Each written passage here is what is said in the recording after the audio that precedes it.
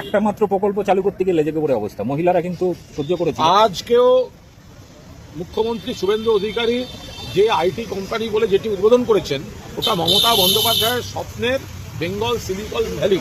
এটা পুরো ধাপে ধাপে মমতা বন্দ্যোপাধ্যায় তৈরি করেছিলেন।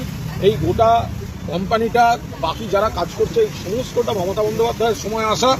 বাবুল সুপ্রিয় আমাদের তথ্য প্রযুক্তি মন্ত্রী ভিজিটও করেছিলেন, শুধু ভোটের পর উদ্বোধনটা ছিল।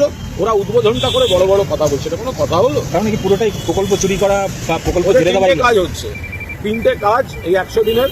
একটা হচ্ছে পুলিশ দিয়ে, প্রশাসন দিয়ে, গুন্ডা দিয়ে তৃণমূল ভাঙার চেষ্টা করা, তৃণমূল কর্মীদের উপর আক্রমণ, ভিত্তিহীন মামলা, গ্রেফতার, এই কাজগুলো করা।